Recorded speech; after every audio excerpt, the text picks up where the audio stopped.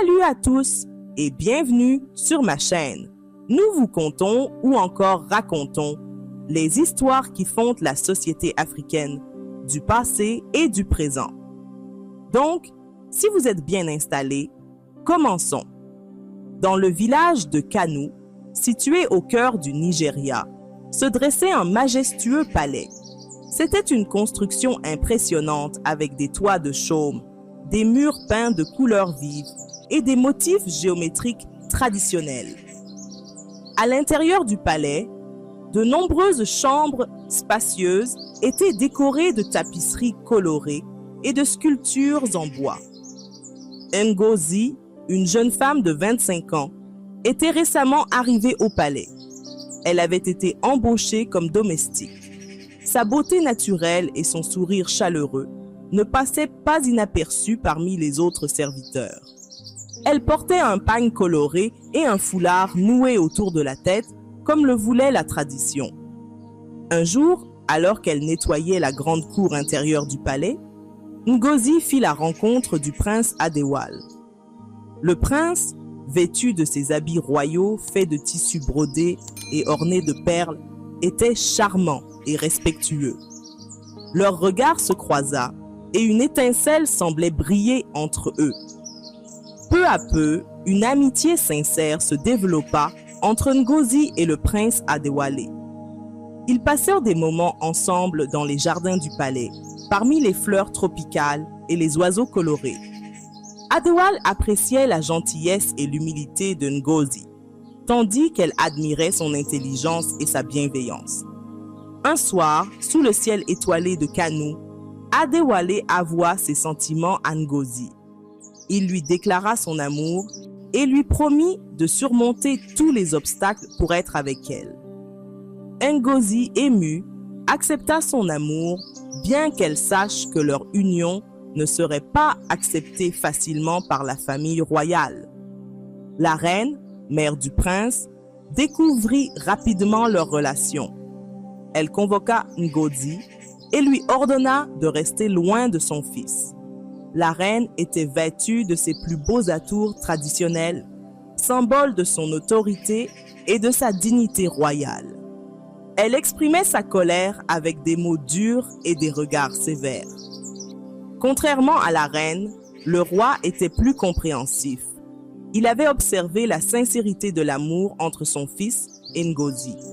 Lors d'une rencontre privée dans son bureau, le roi, vêtu de sa tenue royale avec une couronne traditionnelle, conseilla à son fils de suivre son cœur, mais de faire face aux conséquences avec courage et responsabilité. Adewale, fort du soutien de son père, décida de faire une annonce publique. Devant les villageois rassemblés sur la place centrale, il déclara son amour pour Ngozi et son intention de l'épouser. Les habitants, vêtus de leur tenue traditionnelle, étaient divisés entre ceux qui soutenaient le prince et ceux qui suivaient la volonté de la reine. Les anciens du village, gardiens des traditions et des coutumes, se réunirent pour discuter de la situation. Ils portaient des vêtements traditionnels et se trouvaient sous un grand arbre sacré du village.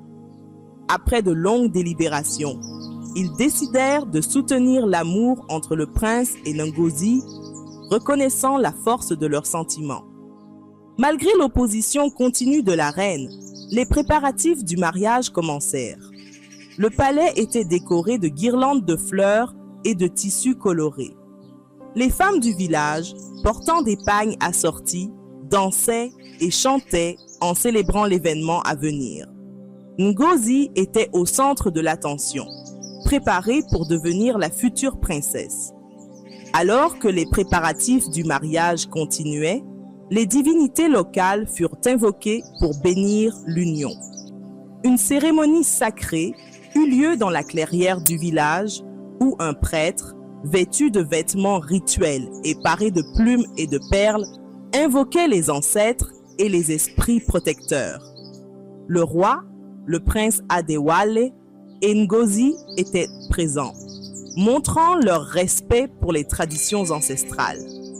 La reine, refusant toujours d'accepter cette union, donna un ultimatum à son fils. Elle lui demanda de choisir entre son amour pour Ngozi et son droit au trône. Le prince Adéwale, bien que troublé par cette demande, resta ferme dans sa décision d'épouser Ngozi. Il exprima son choix devant la cour royale, affirmant son amour et sa détermination à être avec Ngozi. Touché par la détermination du prince et la bonté de Ngozi, de plus en plus de villageois commencèrent à les soutenir. Ils organisèrent une fête en leur honneur dans la place centrale du village avec des danses traditionnelles, des chants et des festins. L'ambiance était joyeuse et l'amour entre Adéwale et Ngozi semblait unir tout le village.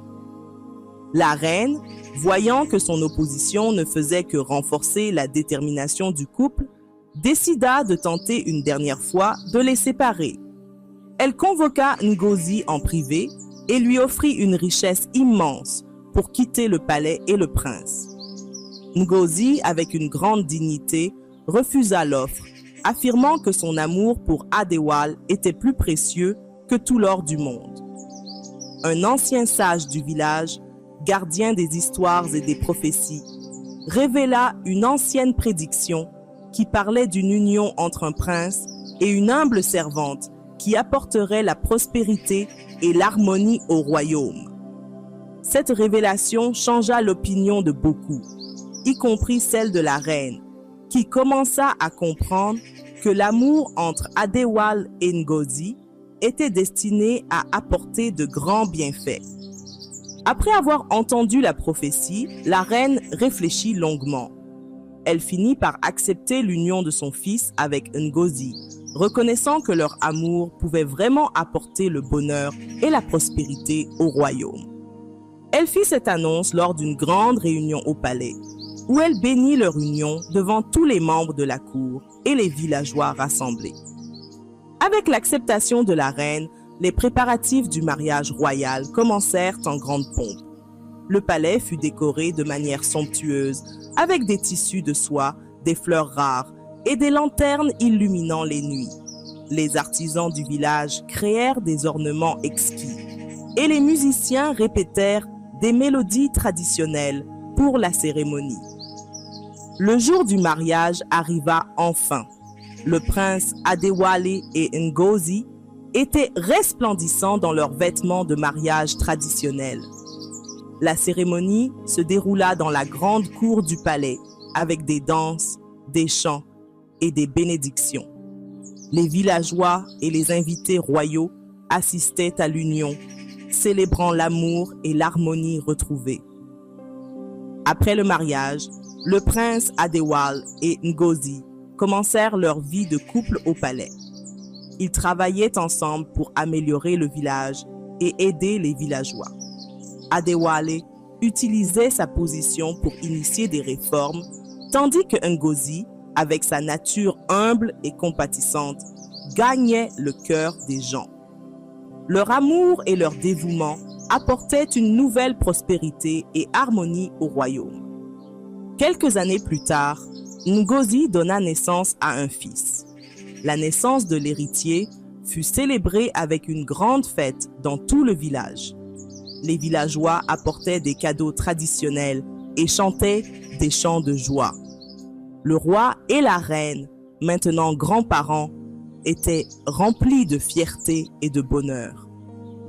Le roi, sentant le poids des années, décida qu'il était temps de transmettre ses connaissances à son fils. Il passait des heures à enseigner à Adéwale l'art de gouverner avec sagesse et compassion. Adéwale, toujours accompagné de Ngozi, écoutait attentivement les conseils de son père, prêt à assumer pleinement ses responsabilités. Finalement, le jour arriva où le roi, après une vie de service, quitta ce monde paisiblement. Tout le village se rassembla pour honorer sa mémoire et célébrer sa vie. Adéwale et Ngozi, maintenant roi et reine, prirent la tête des cérémonies funéraires, promettant de poursuivre son héritage de justice et de prospérité. Sous le règne d'Adéwalé et de Ngozi, le royaume de Kano connut une période de grande prospérité. Ils encouragèrent l'éducation, améliorèrent les infrastructures et renforcèrent les liens avec les royaumes voisins. Leur gouvernance juste et compatissante fit d'eux des dirigeants aimés et respectés par tous. Ngozi, en plus d'être une reine aimée, devint un symbole de persévérance et de force pour toutes les femmes du royaume. Elle créa des programmes pour aider les femmes à se former et à trouver des emplois, contribuant à l'autonomie et à la dignité de nombreuses familles. La reine, autrefois opposée à leur union, vit avec fierté les accomplissements de son fils et de Ngozi. Elle les rejoignit lors d'une grande fête célébrant une décennie de leur règne. Ensemble, ils symbolisaient l'unité et la force de la famille royale, laissant derrière eux les conflits passés. Malgré la période de paix et de prospérité sous le règne d'Adéwalé et Ngozi, une crise éclata à la frontière avec un royaume voisin. Des tensions montèrent, alimentées par des différends commerciaux et des revendications territoriales. Adéwalé et Ngozi firent de leur mieux pour résoudre pacifiquement le conflit, mais la situation restait tendue. Pour éviter l'escalade du conflit, Adéwalé et Ngozi convoquèrent une réunion de médiation impliquant des rois et des chefs de royaumes voisins. Ils proposèrent des compromis et des solutions équitables pour apaiser les tensions et promouvoir la coopération. Après de longues discussions et délibérations, un accord fragile mais viable fut finalement conclu. Après la résolution de la crise frontalière, Adéwalé et Ngozi concentrèrent leurs efforts sur la reconstruction et le renforcement des relations avec les royaumes voisins. Ils supervisèrent la réparation des dommages causés par le conflit et initièrent des projets de développement pour revitaliser les zones affectées. La paix et la stabilité commencèrent à se rétablir progressivement. Pour célébrer la résolution pacifique du conflit et le début de la reconstruction, Adéwalé et Ngozi organisèrent une grande célébration d'unité au palais. Des représentants des royaumes voisins, ainsi que des villageois de Kano, participèrent à des danses, des chants et des festins. Cette célébration renforça les liens entre les peuples et marqua une nouvelle ère de coopération et de prospérité. Malgré les succès et les célébrations, Adéwalé et Ngozi firent face à de nouveaux défis dans leur gouvernance. Des tensions internes surgirent concernant la répartition des ressources et les politiques économiques. Ils durent naviguer avec prudence pour maintenir l'unité et répondre aux besoins variés de leur peuple, tout en préservant les acquis de leur règne. L'histoire de Adéwalé et Ngozi continue de dépeindre les défis et les triomphes de leur règne, mettant en lumière leur dévouement à préserver la paix, la prospérité et l'unité dans leur royaume.